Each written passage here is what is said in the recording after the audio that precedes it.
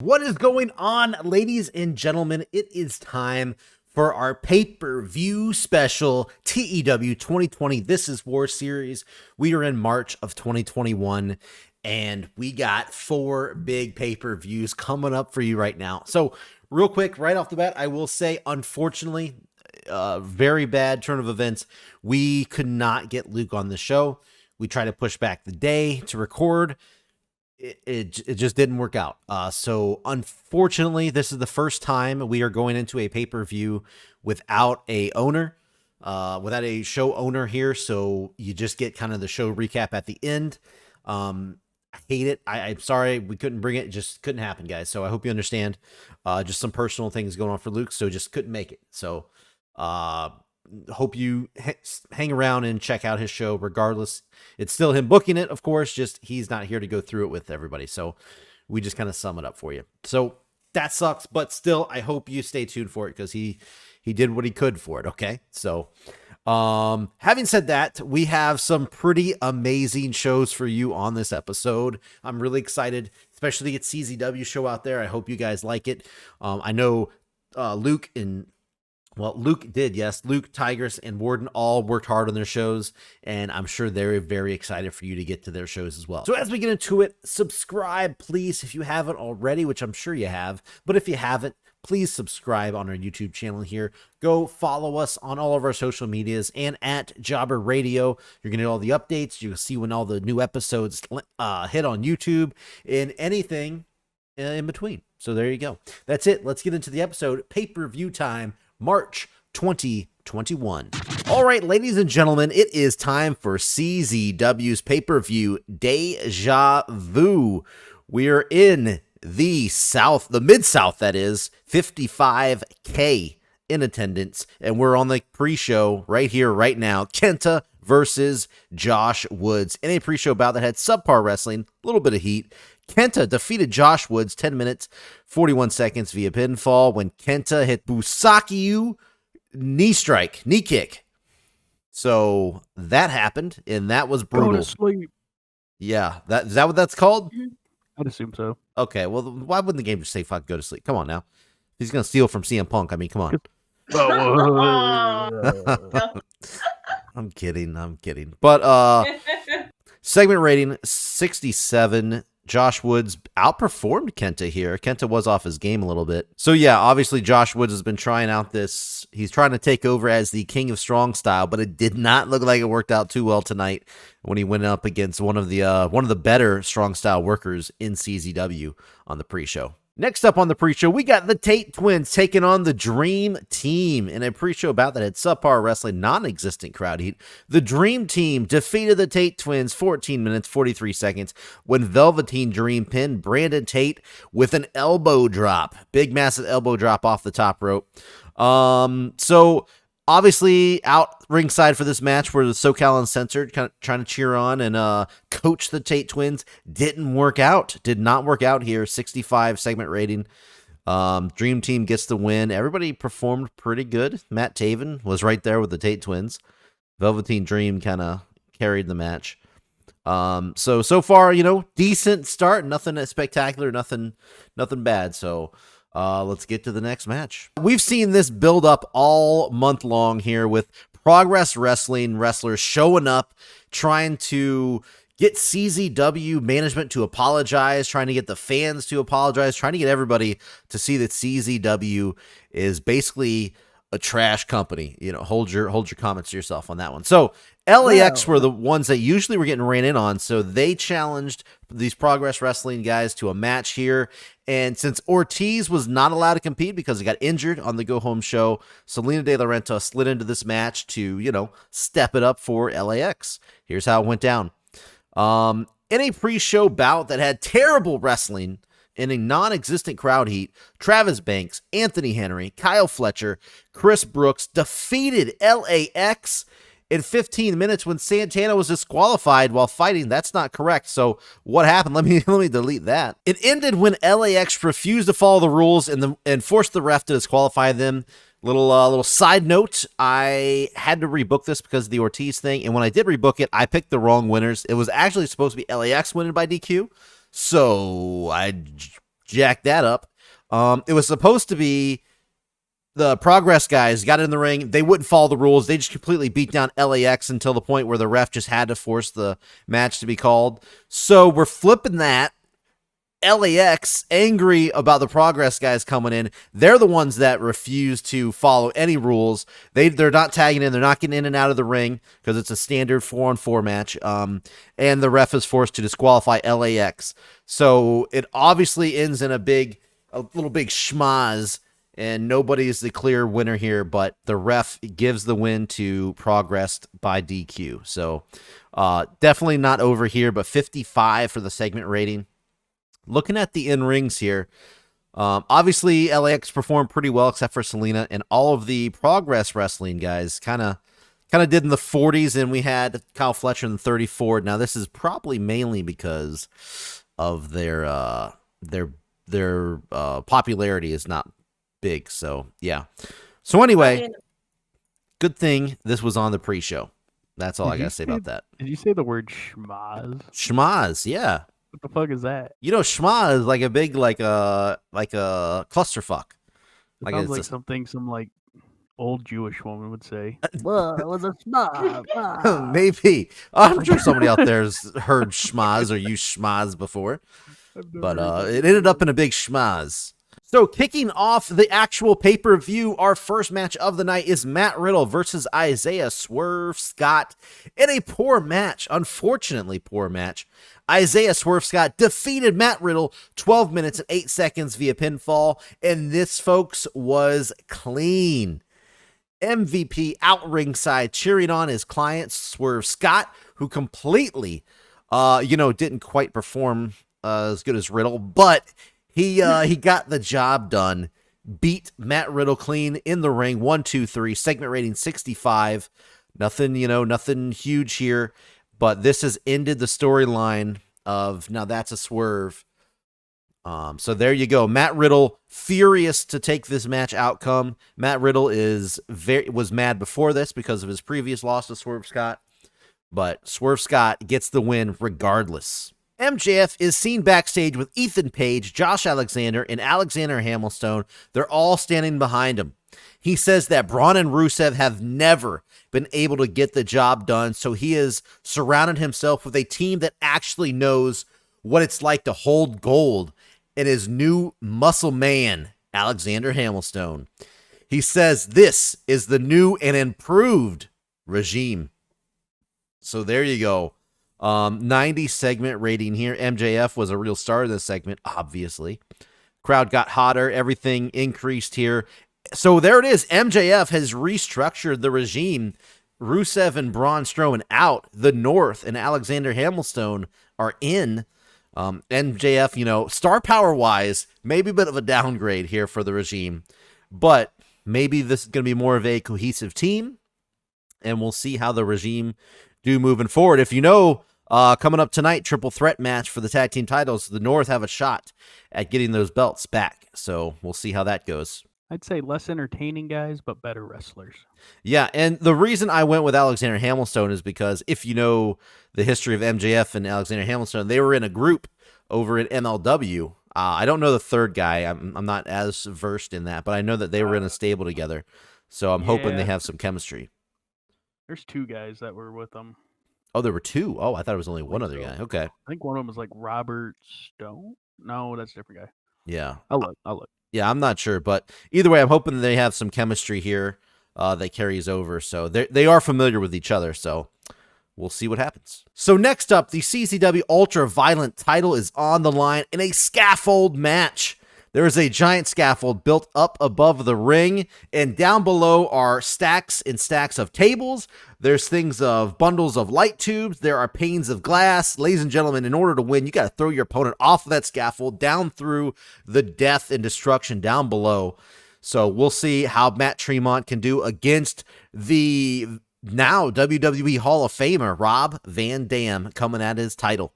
So in a decent bout, with decent wrestling, but little heat, Matt Tremont defeated Rob Van Dam in the scaffold match, 9 minutes, 49 seconds, when Rob Van Dam was thrown from the top of the scaffold and crashed through all of the debris and destruction and death down below. Yeah, Matt Tremont makes defense number 3 for the CZW Ultraviolet title. Segment rating 71, much better than I thought it was going to be. Both of these guys performed rather well. Matt Tremont outperformed Rob Van Dam. I'm sure that's due to his age. But 71-63, I am very happy with this outcome.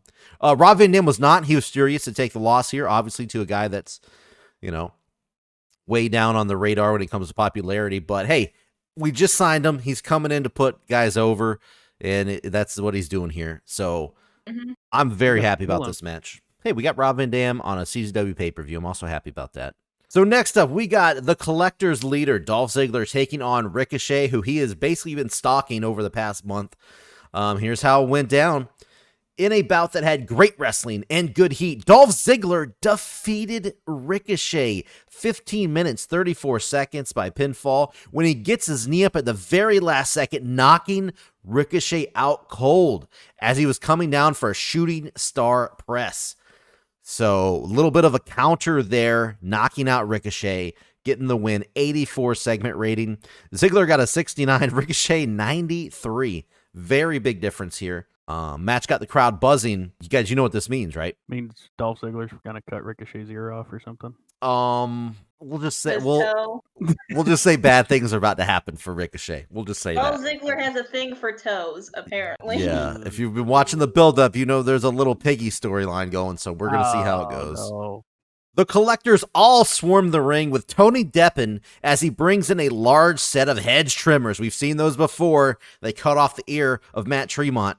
They hold Ricochet down, pulling off his left boot.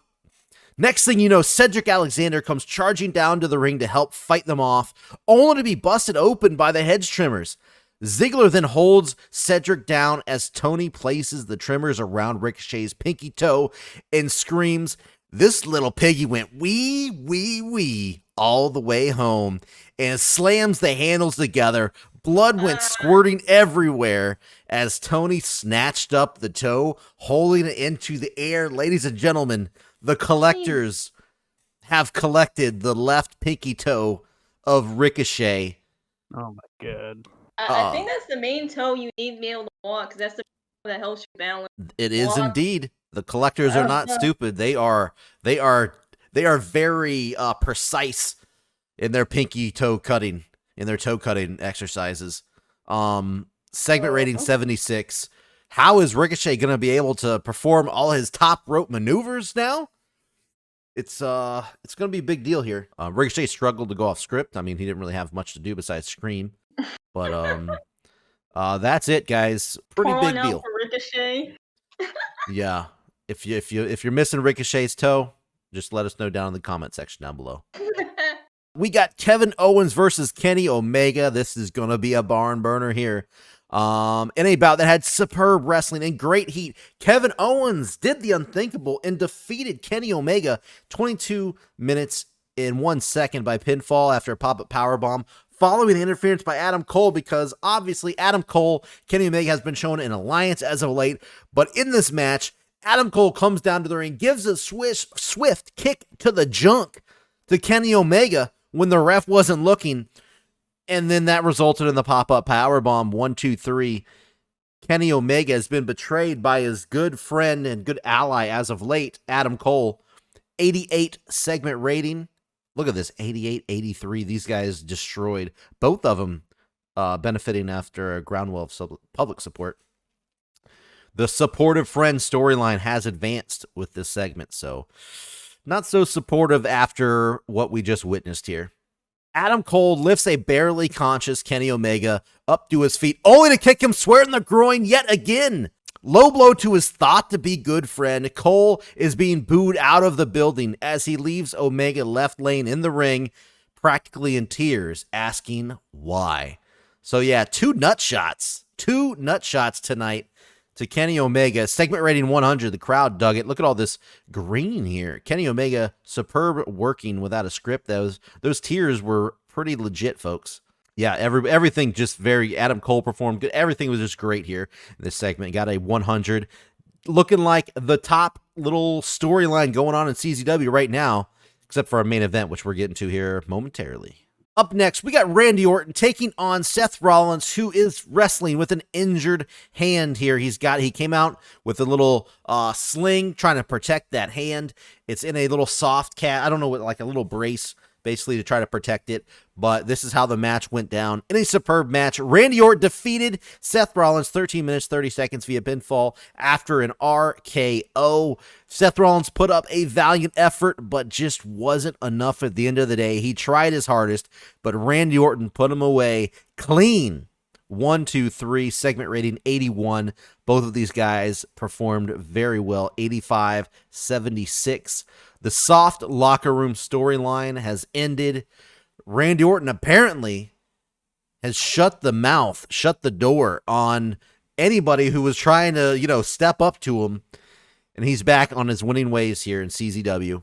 So next up, we have that triple threat tag team title match. FTR are putting their belts up against the North and the American Wolves. These are the three teams that have held the tag team gold so far here in CZW. And we're going to see who walks out with the belts right now in a decent match. FTR defeats the North and the American Wolves 16 minutes, 54 seconds when Strowman and Rusev interfered, attacking the North and taking them out of the match. They basically came in, distracted them, pulled them out into the crowd. They brawled through the crowd, leaving this pretty much a 2-on-2 match where FTR got the clean win with the big rig over, it was, I think, Davey Richards I had take the fall in this match. So FTR get the win, make defense number 3 for the CZW tag team titles. Segment rating 79, pretty good. Pretty freaking good. Yeah, great score. Yeah, everybody was right in the middle there between 79 and I think 66 was their lowest. So pretty even matchup here. And obviously we got more crap going on between the North and Strowman and Rusev. Ooh, I was thinking the North was going to win that. Yeah, it was looking good for a minute, but it's not their time yet. We have the CZW Ironman title on the line. Pete Dunne, who has been absolutely fantastic so far in CZW, going up against the Demon, Finn Balor, who also has been just tearing it up as of late. This is one of the best matches in CZW history. Let's see how it went down. In a bout that had superb wrestling and great heat, Pete Dunne defeated Finn Balor 18 minutes, 22 seconds via a quick roll-up. Pete Dunne makes defense number 5 for the CZW Ironman title. Segment rating of 90. Segment rating of 90 here. 86, 86. Both guys dead even in their performances. So the Demon takes a loss. One of the rare, very rare losses for the Demon, but it was via quick roll-up, so he basically got caught off guard. I don't think he's going to respond very kindly to that. Either way, this was an absolute fantastic match, but it does have a little bit of aftermath. After the match, the ref is going to hand Dunne his title when the Demon shotgun kicks the ref completely out of the ring. Dunne reaches down to grab his title, but as soon as he grabs it, the Demon grabs him by the throat, lifting him up high into the air, completely choking this man out. A darkened red mist quickly fills the ringside area as Dunne struggles to breathe. The mist soon consumes the ring as Dunne is seen going limp. As a few minutes go by, the mist clears and Balor is the only one left standing in the middle of the ring. Guys, where the hell did Pete Dunne go? The Iron Man champion has just disappeared. He's been consumed by this red mist. 88 segment rating. The crowd has no clue what just happened. All we see now is the Demon Finn Balor and the Iron Man championship laying on the mat. So after an amazing match, the champ's gone missing. So if only he shows up in MWA. Oh, that is a possibility. Maybe like a 1% chance, but hey, it's not impossible. We have a portal connected to CZW. I believe that. And it travels straight through Slam too, in their underrealm or their nether realm. Oh, yeah. Yeah. Where that portal goes to. Yep. I believe it's called the Nether Region. Nether Region. Ah, that's what it is. All right, guys. Speaking of underground, under everything, we got the main event up next. Ooh. Up next is the main event, Buried Alive. Darby Allin, the CZW World Champion, taking on The Undertaker. Here we go. In a bout that had sensational wrestling and fantastic heat, Darby Allin defeated The Undertaker in a Buried Alive match, 15 minutes, 44 seconds, when Darby Allin got The Undertaker into the grave and dove in on top of him with a coffin drop. Both men were then buried alive together. After several minutes, the crowd unsure of who won, a hand emerges up through the dirt, through the grave, and it's Darby Allin's hand. Darby slowly crawls out of the covered grave, and the bell rings, with Darby being declared the winner of the match. Darby Allin has successfully buried The Undertaker alive, and this makes defense number 2 for the CZW World Heavyweight Championship. 82 segment rating, as good as that is. Darby Allin 96 in-ring performance, Undertaker 100. It's still, I'm surprised it's not higher than this. Undertaker was exhausted because obviously it was a long match. These two have good chemistry that helped, but it suffered from lack of psychology, which is always annoying to see. It wasn't even that long. Yeah, I mean, yeah, 15 minutes isn't like super long. For Undertaker, though, that's insane. So there it is. Darby Allin hits the coffin drop in the grave, crawls out after being buried alive to get the win and the still the champ. That is what closes our show, sending the crowd home happy. I guess, unless you're an Undertaker fan, which there's quite a few of you out there. But that's it. Deja Vu ends. Copyright pops up with Darby Allin standing on top of the grave he just crawled out of. Maybe Undertaker can finally go to rehab while he's in hell. Yeah. Hopefully. In hell rehab. 87 show rating. Awesome. Yeah, I don't think any of us will top. So who knows? I think Luke will. So obviously the lower stuff was on the pre-show, which is fine. But the only match that really didn't hold up, I think, was the Swerve Scott versus Matt Riddle, which is understandable because I'm trying to push Swerve Scott right now. So, trying to force a little bit in there. But everything else, we got 190, 290, we got 100, we got 88 match rating, we got a 88 segment rating. Overall, I love the show. It performed just as well as I'd hoped. Actually, the match that did way better than I thought was the Matt Tremont and RVD match. I didn't think that would get a 70. So I don't think anyone did. I would, especially in the scaffold match. I was like, who knows how that's gonna do. So that's it, guys. That is CZW Deja Vu. I hope you enjoyed. And we'll see where we go from here. A lot of question marks coming out of this. Like, where in the hell is Pete Dunne? So we're going to do Pete Dunne, great performance. Ricochet, point out as a good example. It takes a good teammate to lose your toe for the show. So. I wonder how much it took for you to get him to agree to that. Yeah. Well, you got Rob Van Dam to agree to fall off a fucking scaffold. That was pretty. Yeah, I should have praised him too. Pete Dunne, Ricochet's pleased. Matt Tremont, after that big match there, he is pleased as well. Ladies and gentlemen, welcome to MWA's Path of the Righteous pay-per-view taking place in the Mid-South. We're in the heart of Texas, baby. Generic venue. We got 46,000 of you bastards here. Loving it. For those of you who don't know, our pay-per-view is based off the Pulp Fiction quote regarding Path of the Righteous. It's a scripture. No, I don't know off the top of my head. Yes, I am an ordained minister, but no, I don't know it. Opening segment, MWA pay-per-view classic. Stone Cold Steve Austin, middle of the ring, introducing all of the MWA champions. We got World Heavyweight Champion, Midwest Heavyweight Champion, Will Ospreay. We got Mayhem Television Champion, Sami Callihan. We have Big E and Scorpio Sky, our tag team champions, and we have the LWO out there. Everybody's out there. They're showing off their belts. Of course, Sami Callihan starts to run his mouth because tonight he has a Mayhem Television title defense against one member of the LWO. He doesn't know who it is, but we find out next as his opponent strikes him in the face, beginning their match. The rest of the champions leave as we go straight into the Mayhem Television title match. Who do you think it is? Phoenix. What? I was wrong. Boom! In an exceptional match, Pentagon Jr. defeated Sami Callihan in a hardcore match in 14 minutes 24 seconds by pinfall with a top rope styles clash. There it is. Pentagon Jr. wins the Midwest Mayhem television title. Sami Callihan had in-ring performance of 95, folks. 95. Pentagon Jr. trying to keep up. Still did a great job. 81 pulling that out. Jr. still seemed off his game. Jr. and Kingston are a great pairing.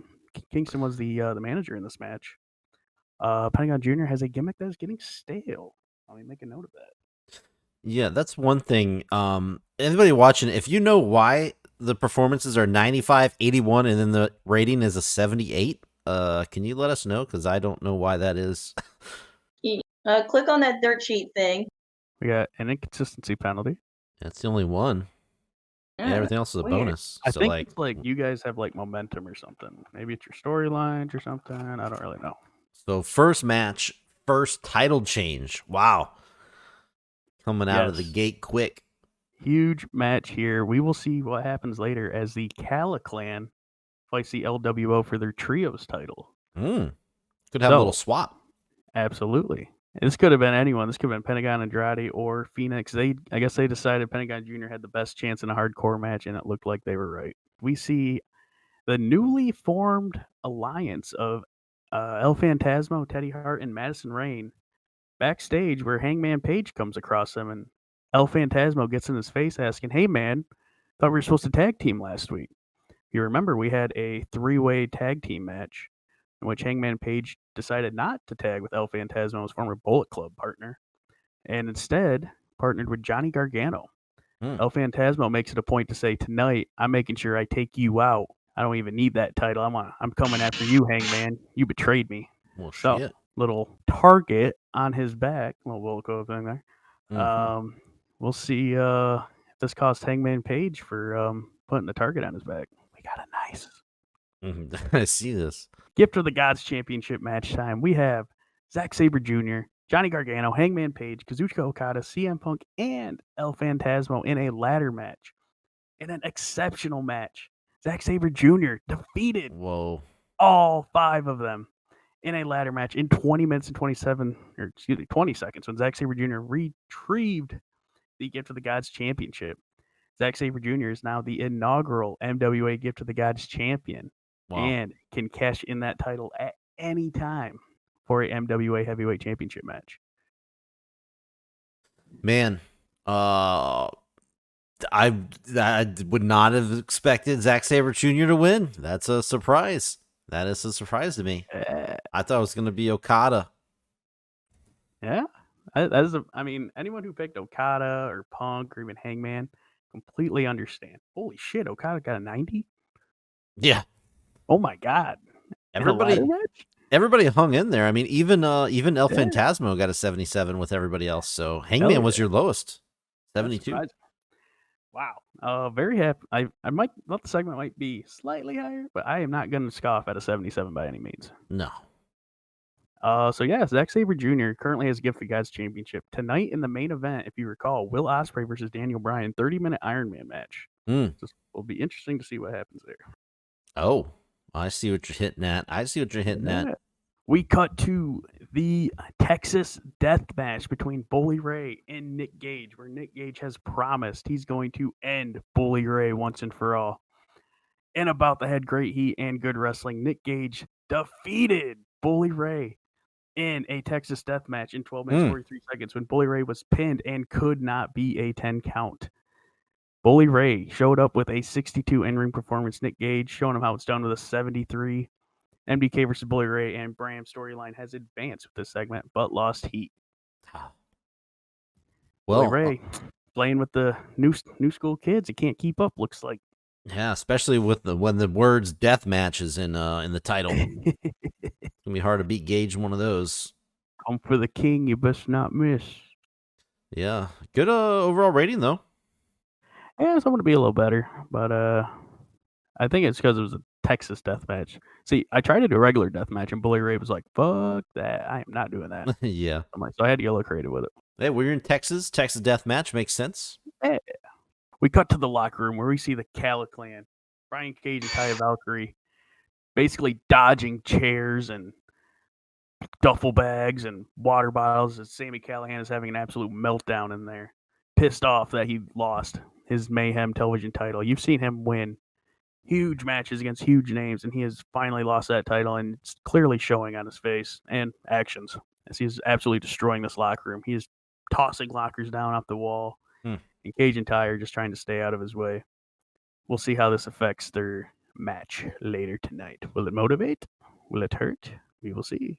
Midwest Tag Team titles time, and about to head great heat and good wrestling. Big E and Scorpio Sky defeated Jacob Fatu and Jey Uso in 15 minutes, 27 seconds when Scorpio Sky pinned Jey Uso with a blackout. Big E and Scorpio Sky make defense number 1 of the Midwest Tag Team titles. So, interesting comparison by both teams here, kind of changing up who they normally tag with. We got Big E with Scorpio Sky and Fatu with Uso. And I was about to say, yeah, not the Usos. Either way, great scores all around.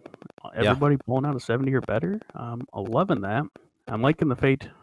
Man, Fatu and Uso having great chemistry together. That's a big note. Yeah, we'll see if this New Day and Uso feud continues, or maybe it's squashed in the dust. It's probably not. I'm about to say, forever. We cut to backstage where we see Catchpoint 2.0 hyping up Zack Sabre Jr. as he has the Gift of the Gods Championship. Daniel Bryan's like, all right, I guess we got our little insurance policy, but I'm going to get that title tonight, no problem.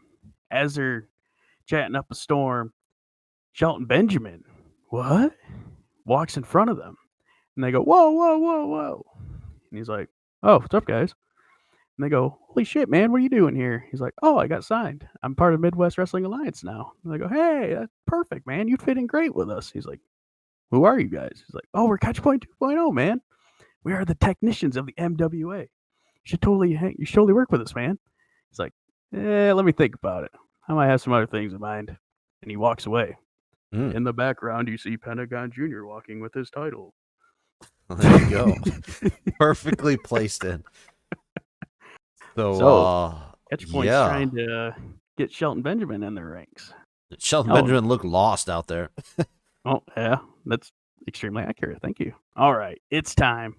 Cala Clan, LWO. Will Cala Clan get titles in a revenge match? And about the head, fantastic heat and great wrestling. LWOs, Andrade, Pentagon Jr., and Rey Fenix defeated the Cala Clan. Sami Callihan, Brian Cage, and Taya Valkyrie in 20 minutes when Pentagon Jr. pinned Brian Cage with a top rope Styles clash. He does it again with the Brian Cage. Andrade and Lucha Brothers make defense number 4 of the MWA Trios Championship title. Who can stop these guys? Wow.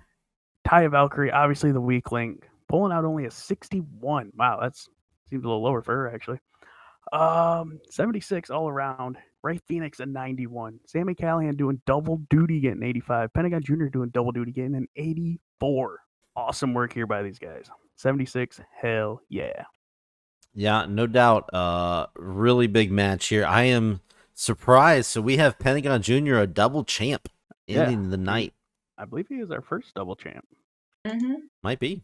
And I kind of teased it. When I asked Bomber to make this, I said, please do either Sami Callihan or Pentagon Jr. on the poster. Oh, what if I would have done Sammy? Would you have had him win everything?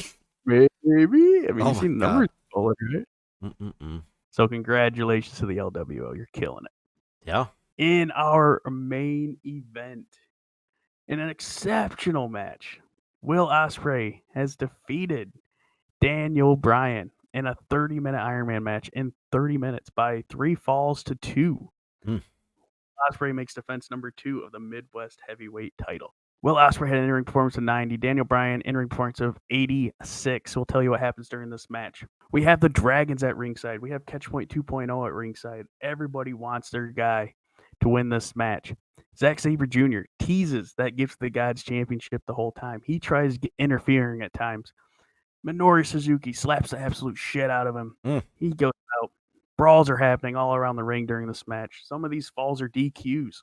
Some of these falls are actually submissions. People knowing that if they are locked in the submission for too long, they don't tap soon enough, they'll only wear out their arm for the rest of the match. So tapping is the better choice. A lot of psychology here, folks. But Mhm. at the end of the day, Will Ospreay pulls it out with the final pinfall. So a lot of tension here in the air. Dragons escape the night. Wow. 30 minutes. Good. Yeah, I Great. can't believe these two. I mean, yes, they did great. It got a 79. I don't know how this wasn't higher. I don't understand the scoring. I know. I was holding back. They got a 90 and like an 86. I don't know how it wasn't I at don't least get an it 80. either. Yeah. I mean, either way, still good, obviously, but Yeah, I'm happy with it. This game is weird with its This is score. weird. yeah. Here's how I booked it. I did storytelling, which might have something to do with that. But I didn't use storytelling match. Mhm. And I did slow build. So that's the other thing. Wait a minute! Holy shit! Wait a minute! Oh my god! Oh my god! Holy shit! Holy Zack shit! Sabre Jr. makes one last attempt to cash in the Gift of the Gods championship. He still has some power in him. However, Shelton Benjamin comes flying in. It's a running knee to the face of Zack Sabre Jr., knocking him out of the ring. Oh, Shelton Benjamin grabs the title and absolutely chucks it up the ramp, out of the grasp of Zack Sabre Jr., who is now out cold at ringside. Daniel Bryan gets up. He goes to hit Shelton Benjamin, but before he can, he is clotheslined out of the fucking ring by Brock goddamn Lesnar. Brock Lesnar is back, folks. He is back, and Shelton Benjamin is at his side. The two surround Will Ospreay, who looks like he has seen a fucking nightmare thing. He is like, oh my god, what is this? I thought I finished you. Shelton Benjamin clocks him with a knee to the face. It looks like his nose is broken. His blood shoots out of the face. Brock Lesnar mounts Will Ospreay and begins throwing those infamous elbow strikes to the head of Will Ospreay that only Randy Orton has survived, even That's though right. he cracked his fucking skull open. Lesnar beats the ever-loving shit out of Will Ospreay before grabbing the MWA Heavyweight Championship, climbing to the top of the turnbuckle as he holds the title up high. Shelton Benjamin retrieves the Gift of the Gods Championship as he raises that above his hand and says, "You're going to need a lot more than this to take that title off of Brock Lesnar," as he chucks it back down at the ground to Zack Sabre Jr. oh. We have lines, folks. We have a return. We have a debut. We have a finish to our pay-per-view. What a rhyme. 94 segment rating. Pretty big stuff here. Pretty big stuff. Pretty hype. I didn't even realize I rhymed. So much for Shelton Benjamin. He thought about it for a long time, didn't he? He's like, yeah, I'll think about it. And then like 2 segments later, bam. They should have known. Catch point should have known. Yep. Okay. So MWA is in trouble, basically. Huge Yep. setup going into our finale pay-per-view. Okay. What will Mhm. 84. We are in the ranks. Good. Look at all that green. Very good. Look Very, at all very that. good. Obviously, Great gonna be a little show. weaker segment. I'm cool with that.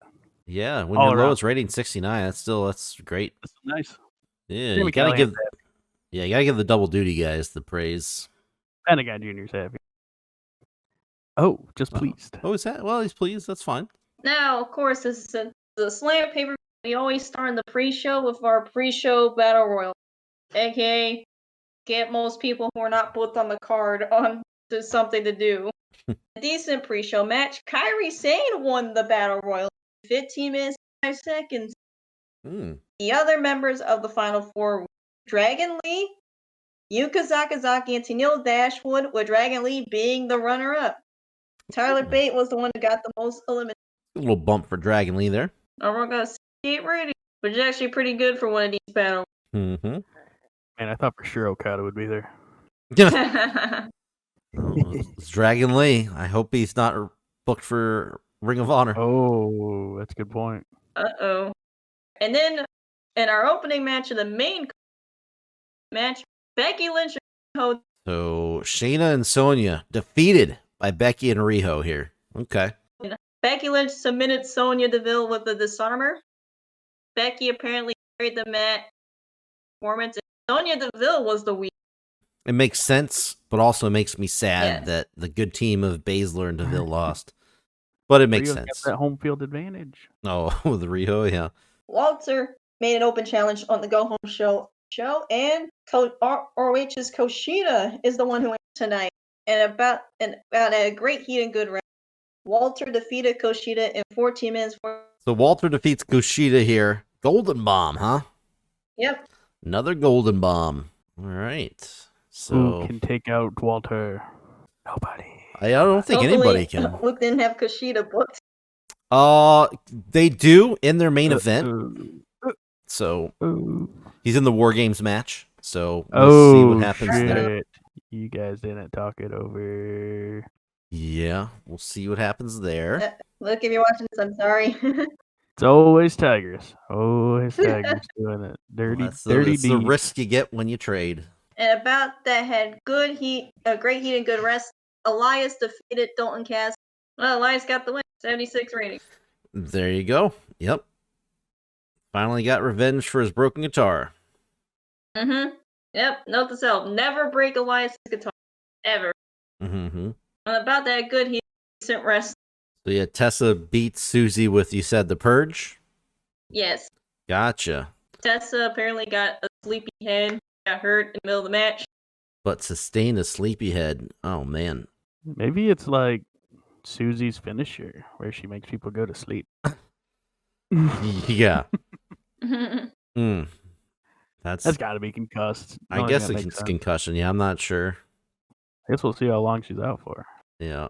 Well, it says she's shown in the match despite sustaining an injury. So that's kind of impressive. Yeah, getting injured and getting a 70 is pretty freaking good.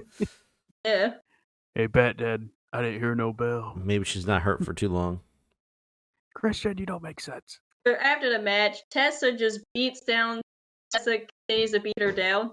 Rosemary runs into the ring and saves Force from more getting of a beating. Yeah. Nice.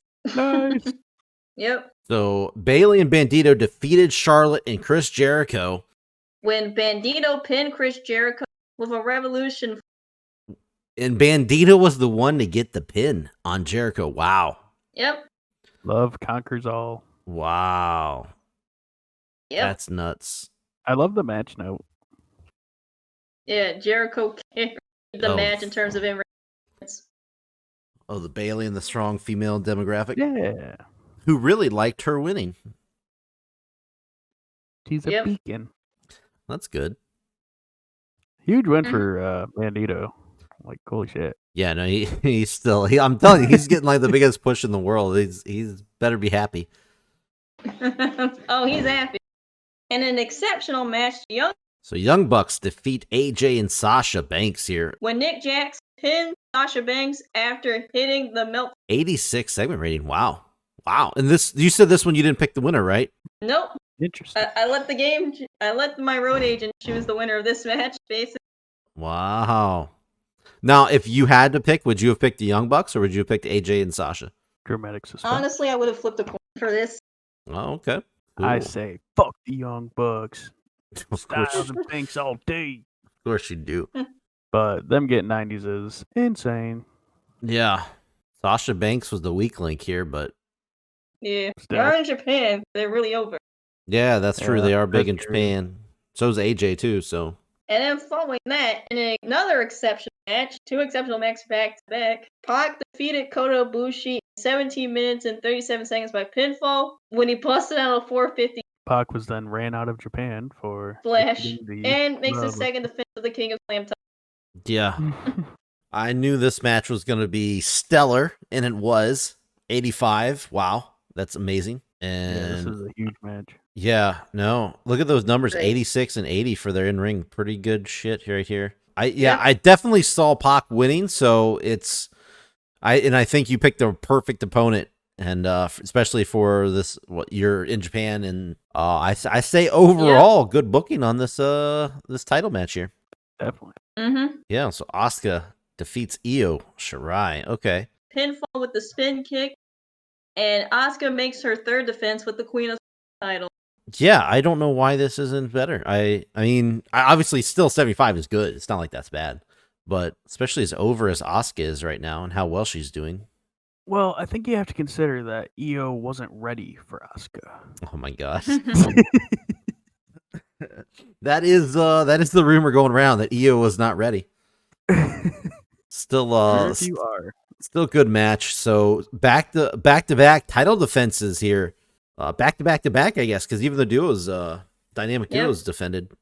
Yeah, after the match, Io and Asuka shake hands and hug each other, celebrating of having a hard fought match. And then Kyrie comes into the ring and hugs them, and they celebrate together.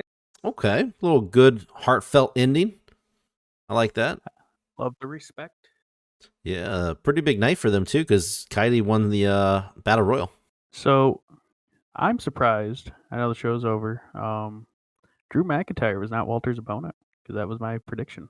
Oh, that's right. Yeah, I picked. Who the hell did I pick again? Oh, The Rock. I picked The Rock. Oh, whoa, competition! Is wow! What a hot show! today. 85? What? Hey, Damn! What? I mean, you did have your Whoa. 3 of your last 4 segments were really freaking good. And the main event wasn't bad, so I can see it. Solid opening match, great finish. Yeah. Yeah, 85. That's, Slam is untouchable at this point. yeah, you can't guess. argue that. Dave Meltzer has died of Oh joy yeah, at this show. Dave Meltzer's just sprayed everywhere. He's done. Tokyo Dome, and it was in the Tokyo Dome too, by the way. Yes. I had the Young Bucks and Cody Ibushi wrestle on this show. Yep, definitely. All right, who deserves speech? Can't be that I'll long. stay a month. All right, Matt Jackson, pleased. Jericho, pleased, and Christian, pleased. Nice. Oh my god. So, Ring of Honor. Jesus Christ. Show anniversary show 19 years. Overall rating of 59 here. So not a great outing for Ring of Honor. Damn. Yeah, let's run through the card real quick here. So when booking this, Luke did not give me a technical match class, so we had to pick a technical match class for him, and we did this on the pre-show. It was this show guy. I don't know how show. Maybe is that how you pronounce that? Defeats Kip Sabian. 61. So one of his better matches on the show, but on the pre-show. Nick Aldis took on this Dragunov guy. Got a 50. Nick Aldis defeated him. Perfection, which is The Miz, Morrison, and Ace Austin defeated TJP in Private Party. 69. 6-man tag match. Hiromu Takahashi defeated Roderick Strong. 67. Segment for that. Alexa Bliss successfully defended her title against Nikki Cross, which was pretty good. 69, Yeah, I one mean, of the better. Let's acknowledge that. That's a women's match in Ring of Honor getting a 69. That's pretty great. Yeah, Good job. 69. Well, at this point, that's tied for his best match on the show. Then we got Nakamura defending his television title against Edge and Sami Zayn. He did successfully defend it. Edge was not good in this, as we've seen. 48. 48, yeah. Nakamura got like an 80 something, so yeah, just not good here. 68 for that. Nakamura wins. And then next up, we have a big match here. Red Dragon defending their titles against the invading Evil and Sonata. Evil and Sonata, MWA wrestlers, win the tag team titles. Did we do that? 79, tied for the best match of the night. Mm-hmm. So yeah, MWA tag team champion, or tag team is holding the tag team titles for Ring of Honor. Insane. You guys really think we Ring of Honor guys win our Gift of the Gods championship? I didn't know. I thought you were gonna swap or something. I had no idea, but I guess MWA just getting the dubs all the way around. So I have like 7 titles now in my company. I guess so. So next up, Falls Count Anywhere hardcore match. John Moxley defeated Karrion Kross.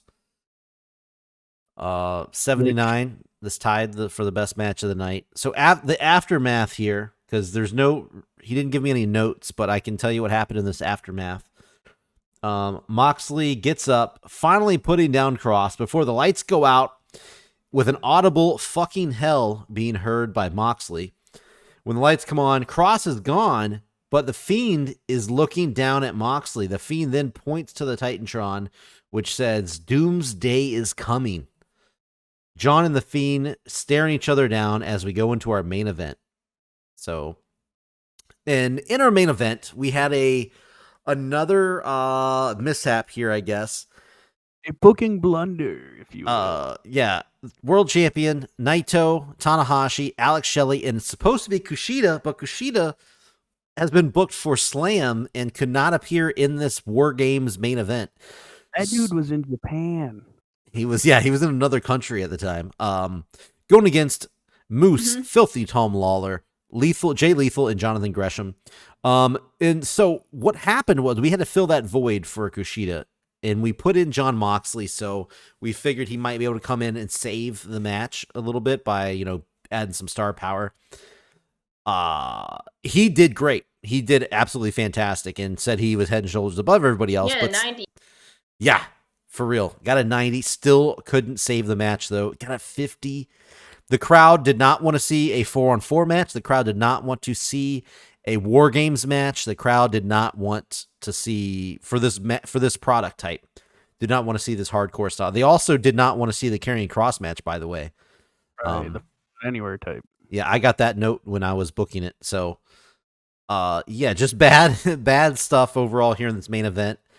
And Moxley could not save it. So 50 overall, which helped or hurt, I should say, the overall rating of a 59. Not a great outing for Ring of Honor here.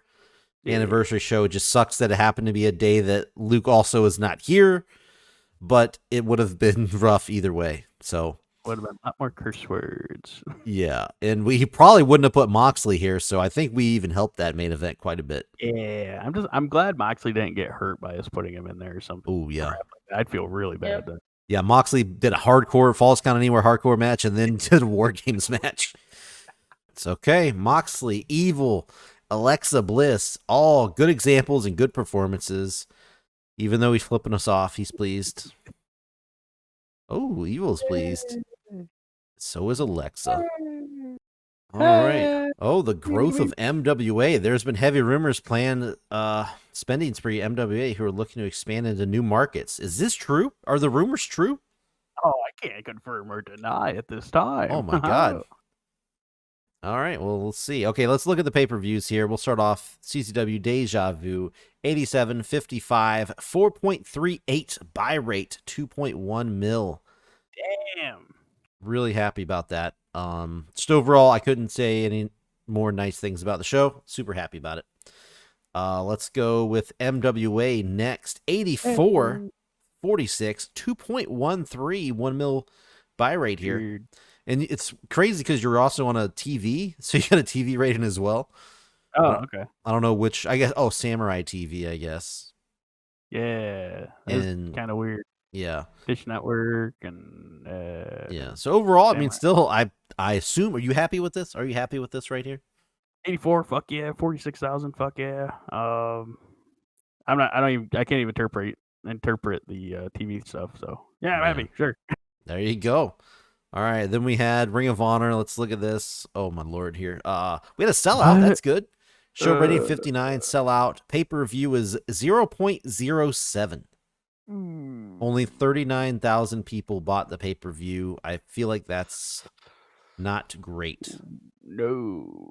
Not. John Moxley is like foaming at the mouth right now. Like I did all that for 40,000. Yeah. So at least there was 100 in there. Of course, it was the Moxley, Bray Wyatt, and Cross stuff. But all right, let's take a look at Chain of Memories 85. Oh, we got a sellout here in Japan, 42,000, and a pay-per-view buy rate 0.15, 79,000. Even in Japan, getting more traction than Ring of Honor got, and it was also on the Slam Network. Tigress, are you happy with Chain of Memories? Overall, yes. I mean, I sold out in the Tokyo. So. That's right. That is right. Dave Meltzer is all over this Chain of Memories show. No doubt about it. Oh, Yep.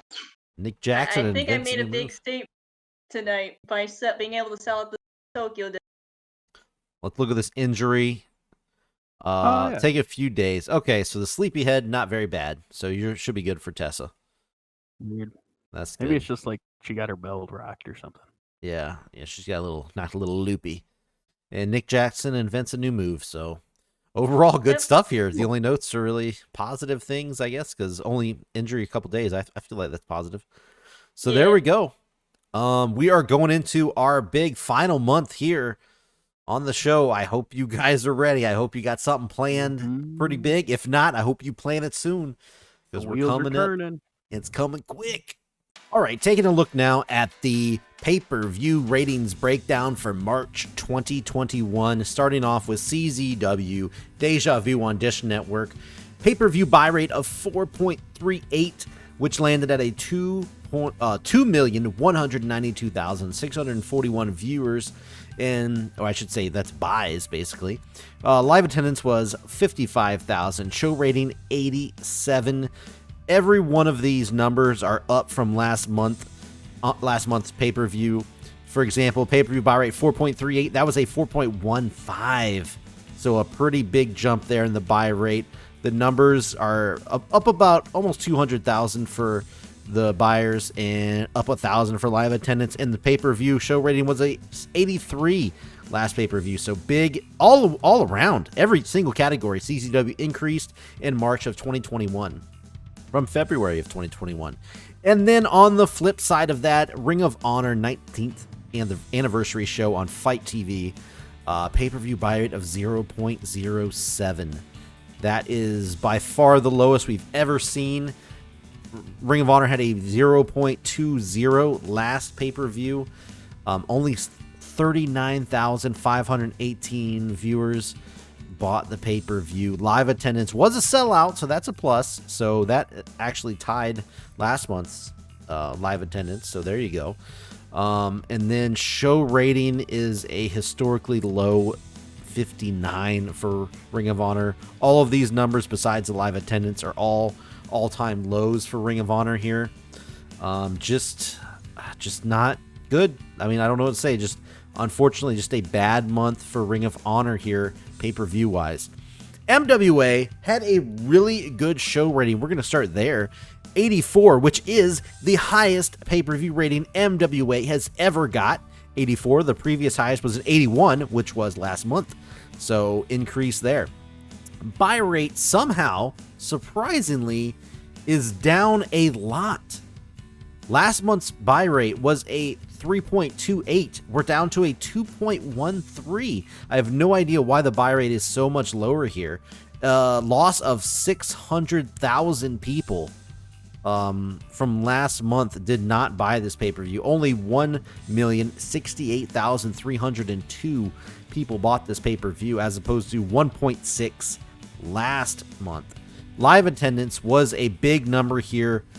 46,000 people in live in attendance, which was way up from last month, which was only 40,000. So 6,000 extra people showed up live, which does break MWA's live attendance record for pay-per-views. So congratulations there.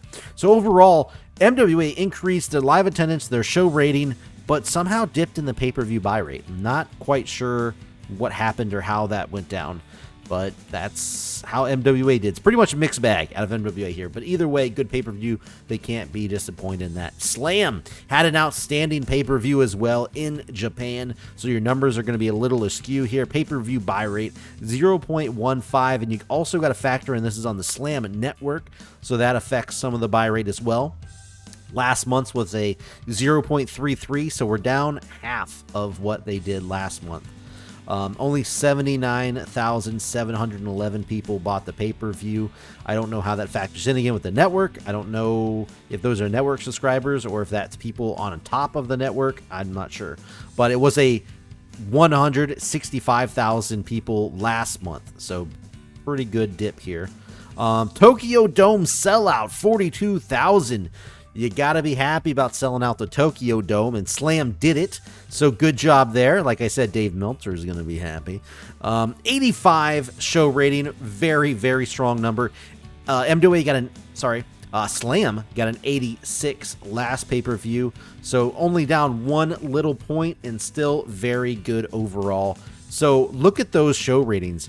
87 CZW, 85 Slam, MWA gets an 84, and then Ring of Honor gets a 59. But overall, 3 fantastic shows, and we're going to see if MWA can rebound after I hate to say it, but just a dreadful pay-per-view outing. I hate to be that guy, but you call them like you call them. You call them as you see them, folks. And it wasn't good for Ring of Honor this month. Okay, so really, really rough show for Ring of Honor here. And it's unfortunate that it happened while Luke wasn't here, but can't really do much about that. We tried to make it. We tried to salvage the show. I knew going into it that the main event was not going to perform well. We did what we could. We tried to sub in John Moxley. Tigress accidentally used Kushida, who was supposed to be in the main event. I guess they didn't work that out properly on who to use and who not to use, but it is what it is. Besides the Ring of Honor downfall there, the bad booking, the bad just show overall, we had 3 amazing shows. CZW, Slam, and MWA all got an 84 or 85, 86, and 87, right? I think that's what it was. Either way, mid to high 80s, really good shows. I think we're all picking up great momentum going into our final month. I hope Luke can rebound after this. It is our final month. I'm telling everybody, go big or go home. This is it. The finale is coming up, April 2021. CZW, our pay-per-view is going to be called Tangled Web, which is a CZW real-life combat zone wrestling, yearly pay-per-view. It's going to take place inside of there will be a Tangled Web match with barbed wire all around the ring. It's going to be crazy. It's going to be wild. We're going to have to see what goes down, though. So that is it, guys. Thank you very much. I hope you guys are enjoying the series. We have the big final finale month coming up. You are not going to want to miss it. Oh, and I forgot to say at the beginning, we didn't do the predictions for this show, for the pay-per-views. We didn't have you guys vote on them, but don't worry, that should be back on the next one. We just ran out of time because we recorded late and things just didn't work out on the last episode, the home show. So we hope to bring that back for the finale. So don't worry about that. Don't worry, hey, what happened? What are we doing? We're not doing these anymore. We hope to do that on the finale. So don't sweat that. In the meantime, follow us on social media at Java Radio. Everybody's stuff is on the side. And you know what? If you're not subscribed, please subscribe right now. I don't know what you're doing. You just watched a crazy hour-long video of TEW 2020. I don't know why you're not subscribed. You should be. If you're not, you should be. And if you're not, with your friends, tell your friends, have them subscribe, and we're all going home happy. All right, that's it. I'm out of here. We'll see you guys on the next episode. Please do not miss our finale month coming up starting next week.